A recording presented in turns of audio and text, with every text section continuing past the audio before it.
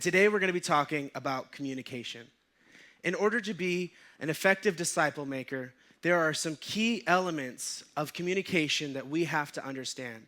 Now, this doesn't mean that you have to be the most eloquent speaker or that you have to be ready to preach on Sunday, but it does mean that we are responsible to know some very simple but effective ways of communicating.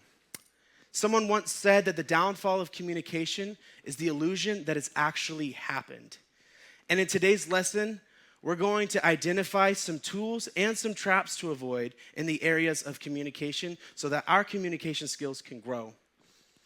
Our key verse for today is Proverbs 18:21. It says this: "Death and life are in the power of the tongue, and those who love it will eat of its fruit." So what is the importance of communication? Well, simply put, communication is the reason why things succeed or they don't succeed. All we have to do is we have to take a look in Genesis 11, 1 through 9. We see the story of the Tower of Babel. This is of a people in the people of Shinar. They tried to build this tower up to God out of their own pride. And together they build this mighty tower. And God sees it and he removes their pride by scattering their languages. Their languages are scattered and they no longer are able to communicate properly with each other. Therefore, the tower never gets finished. While for many of us, our problem isn't a language barrier, but sometimes our communication feels like we're speaking different languages with someone, especially when we're trying to talk about something important, be it a friend or a parent, and especially a spouse that we're trying to communicate with. Lord, help us all. Communication involves speaking, listening, and understanding. It's a dialogue, meaning that it goes two ways, and communication is active. In order to be effective in communication, we have to use active communication.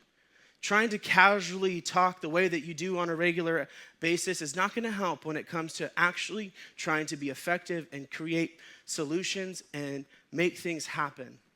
We have to be active. So what does active communication look like? Well, first, it looks like active speaking. What is active speaking? It's when you don't expect people to read your mind or emotions. You are the one that is responsible to let people know what's going on inside of you. Nobody understands you better than you, and nobody can tell it better than you. Now, sometimes we feel like other people know us better, but in reality, if we can learn how to grow in our emotional literacy, being able to describe what's going on inside of us and describe the things going around us, communication will dramatically increase. Another thing is active listening. This means paying attention. It's retaining the information that is being spoken to you.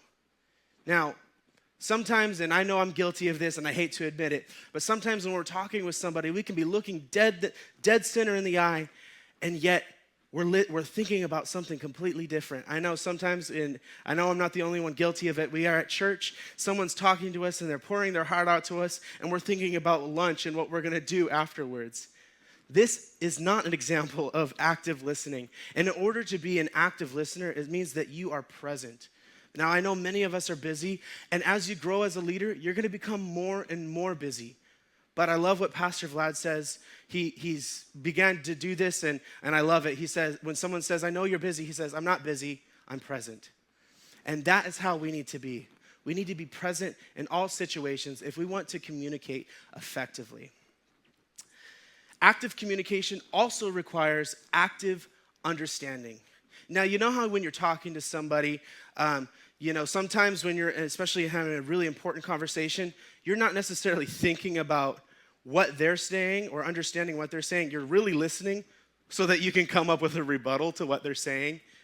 That's not an example of active understanding. Active understanding is seeking to identify not only what the person is saying, but what they're trying to express. Effective communication, and in order to be an effective communicator, we have to get to the heart of the matter, meaning that we're not looking to see who's right or who's wrong. We're trying to figure out, okay, what is this person trying to portray to me? I know that they're saying one thing, but what's the deeper meaning behind it? If you can learn how to do that, you will become an amazing communicator. The importance of communication also is that it's an exchange of feelings and information. And I emphasize the word "and" because sometimes we are communicators of only information. And when we're only communicators of information, we're oftentimes seen as cold and harsh and that we don't really understand people. And then on the contrary, some of us are so emotion and feelings led that when we communicate, all we communicate is feelings and we leave out facts. And oftentimes people see us as invalid or not really someone that they can rely on or trust in communication. But it's important to understand that if we're going to be an effective communicator, that it deals with both. That we have to be able to be sensitive to feelings and understand that information needs to be getting across. So communication is an active thing. But sometimes in our active communication, we have bad habits. And those bad habits can be the thing that kill communication. And right now we're going to identify a couple of communication killers. Now there's a ton of communication killers out there. I can't possibly describe all of them, but I'm going to describe just a couple of the ones that are the most devastating. And the first one I want to bring up is the fear of rejection. It often causes hostility in the communicator because they want to make sure that they hurt before they get hurt. Or the fear of rejection can do the exact opposite. It causes a person to avoid communication altogether. And neither of those things is good. The result of rejection is that a communicator sees everything through the victim mentality. And if a person sees something through a victim mentality, it will be really hard for them to see the error of their own ways, even when someone is saying something legitimate to them.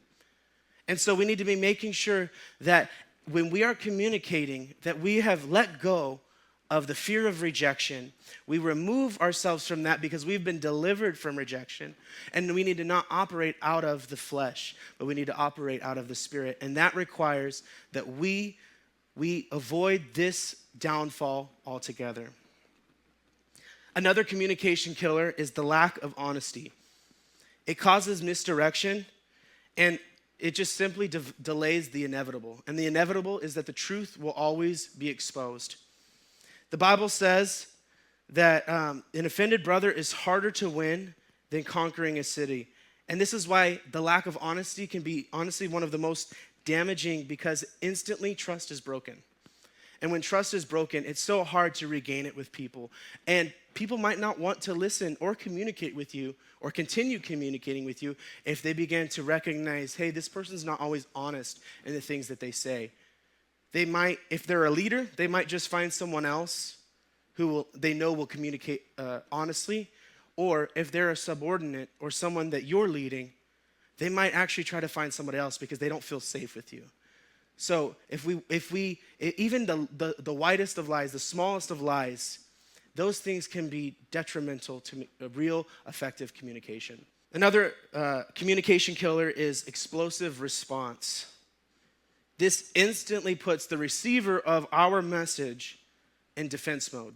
And if you're in defense mode, there's a pretty good chance that someone is not going to be able to hear what you're saying. If you're coming at them like 100 miles an hour ready to bite their face off, there's a good chance they're not focusing on, let me see what they're saying. They're thinking, okay, that's right. I'm going to pull out my guns too because I got them. And then now it's no longer communication. It's just a quarrel. The last one is tears and silence. Tears, sometimes what they do is they make the person who you're communicating with feel bad because you're crying. And if they feel bad because you're crying, they often feel like, well, maybe my thing doesn't mean anything, even if what they're saying to you is true. And so to be an effective communicator, we have to be sure. Now, not all situations are we going to be able to avoid tears. But if your go-to method is tears, that is not something that will help you. In fact, it's damaging you more and more. Silence is also not a good help. Silence oftentimes feels like one of the most biggest forms of manipulation. And some people use it as manipulation. And as long as you're silent, real issues, big issues can't be dealt with, because big issues and real issues have to be spoken through. They have to be worked through. They have to have a dialogue where someone says, this is what's going on, and another person being able to express that they understand. But if that's not happening, if there's just the wall, the cold shoulder, then oftentimes this kind of communication leads to, I would say, probably one of the most destructive ways that relationship falls apart.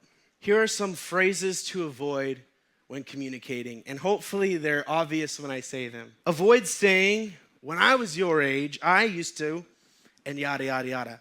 Starting with that phrase oftentimes causes the younger person to, oh, here he goes again. When he was a teenager, he used to walk 7 miles just to get to school. And oftentimes that is a cliche that causes people to check out. Another thing that we want to avoid saying is, you just don't understand. If someone truly doesn't understand, then help them to understand. You are responsible for effective communication, for effective understanding. You hold the keys for someone to know what you're thinking. And then another phrase to avoid is, why can't you be more like, and it was God's will.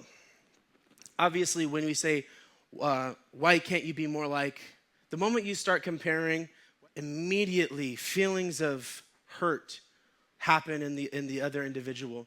And then at that point, there's no way to really move on beyond that point.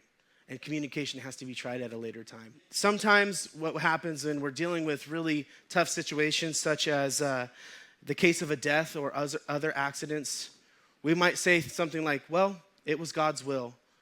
And I would like to encourage you to be very careful when you say that. One of the things that we talked about as when it comes to communication is more than just having information, it's an exchange of feelings. If we're going to be an effective communicator, we have to be able to recognize that and not become so harsh and deal with people gently.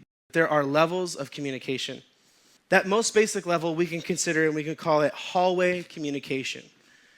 This is the kind of thing that if you're walking in the lobby at church, they say, hey, how you doing? When you say how you doing, you don't actually mean how are you doing. You're just saying it as a pleasantry. I know the first time that I came to HungryGen and I said, how are you doing? And somebody said to me, do you actually care? And I was like, oh, geez, okay.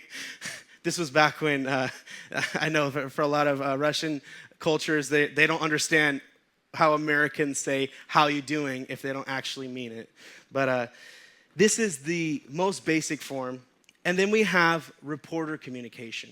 Reporter communication is being able to report facts about another. This is the kind of thing where you've been able to talk with somebody, you know facts about them, but you don't actually know somebody. The next level is the intellectual communication. That's, do you know what I think?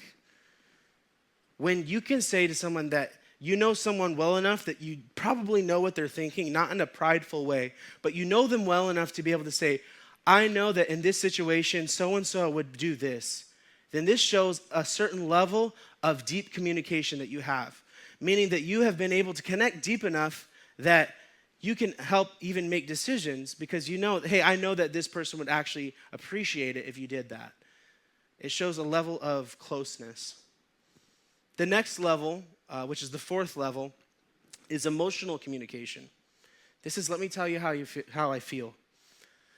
This is when you are close enough friends to where a person feels comfortable enough to really let you know how they feel. This is where real bonds, real friendships are made. This is where we're able to actually start making some real strides in communication. And then there's the fifth level, and this is genuine communication. It's a composition of all the other ones I just mentioned, plus it involves these few things.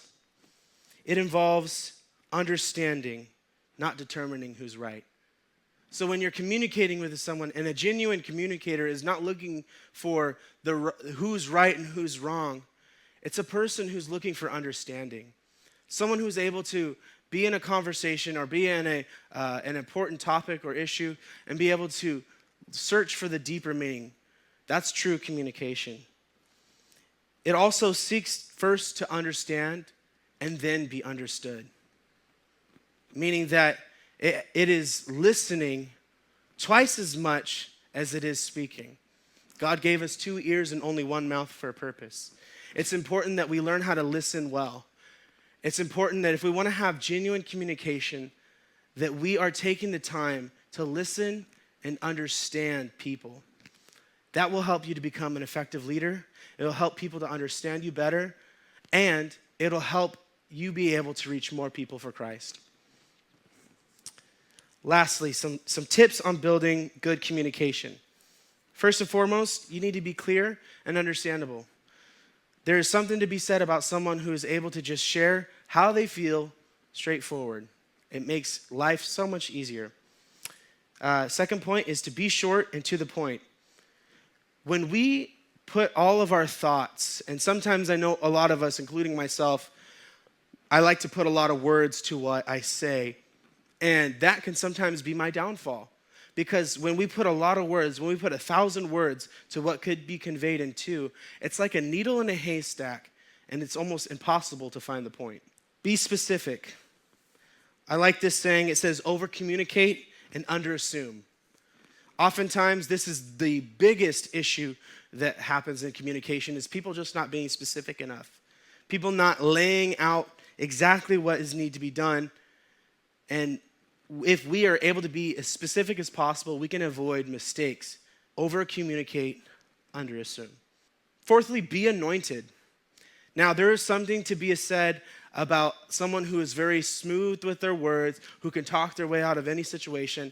But even those people who are able to do that, if they're not anointed in what they say, they can say everything right, do everything right, and yet hurt people because they're not walking in the anointing. And you may not be someone who feels like that. If you allow the Lord to use you in communication, if you ask him to use you in communication, he will anoint you to communicate effectively. Fifth, speak and don't yell. Yelling, like we said about the emotional, explosive response, it's a surefire way to make sure people don't hear you. Speak at the right time. There's a time and season for everything. And sometimes we come with these really, really great ideas to our pastors or to our boss or to our family members, and we really want to just communicate something, but we speak it out of season. And when we speak it out of season, we don't speak it at the right time. When we don't speak it simply, and now without getting all spiritual, simply put, if someone's busy, that's not the right time. If you have something that's really important to get across, try to find a time when this person is not like leaving, you know. I have a lot of students in the internship program that literally as I'm walking out the door, like, oh, hey, wait. And it's like, oh. While I stop and I listen, oftentimes there was definitely a better time for them to be able to communicate. And so we need to look for the right time to speak. The other thing is that we need to think before speaking. I mean, I think this goes without even having to explain, but oftentimes when we just let our mouth run, things come out of our mouth that we wish we never had said. It is the biggest reason for regret, is thinking without speaking. Another point is to unleash life through our words. It's so easy. Anybody can say something negative. The Bible talks about speaking life into the dry bones. That's exactly what we need to do as well. When we're communicating with people, especially no matter how tense the subject is, look for the opportunity to speak life into that situation. Use eye contact during communication. I mean, when we're communicating with people and we're looking off in the distance, it just shows to the other person that we don't really care. I think it was said that 90% of communication is body language. And so if on a very basic level you can't even look at the person when you're talking, it shows that you're uninterested. It shows that you really don't care what's happening between the two of you in that moment. So make sure you use eye contact. And do not interrupt the person when they speak. It's so hard to be able to communicate effectively, especially when we're talking about active communication. It's so hard to be able to do so when someone's constantly speaking over you. You almost can't even get a point across. It's hard to talk to people who won't let you get a word in edgewise. Don't be that person. And then don't waste people's time when you're communicating. And especially when it comes to when you're talking about business stuff, take the time, make sure you know what you want to communicate about. Make sure you know what you want to talk about. Read the moment. If the moment's not a time for relaxing and you guys are hanging out at the house or whatever. But if you're in a more formal environment, make sure you know what you want to say when you communicate. It will help you to be more effective. And lastly, talk about the interests of the other person, not your own. People like to talk about themselves. And the more you can get someone to talk about themselves, the better it will be. In fact, it will help you to do the exact thing of what active communication requires. That means active listening and active understanding. The more you can get a person to talk about themselves, the more you'll be able to not only retain the information, but understand where they're coming from. And if you can understand where you're coming from, you'll be able to help someone who may be coming for the first time in church just because you took the time to talk to them and be there and to be an ear for them, to be a shoulder for them to cry on. Listening to what they had to say rather than something that you felt so important to say. People don't necessarily want to know what you know. They just want to know that you're there. They want to know that you're with them. They want to know that you're real. And so I want to encourage all of us as we are growing as leaders to take communication seriously. Now, we don't have to be the most perfect speaker. We don't have to be the person who has all the right words to say. But I guarantee you, as you learn to actively speak, actively listen, and actively understand, God will use you in extraordinary ways.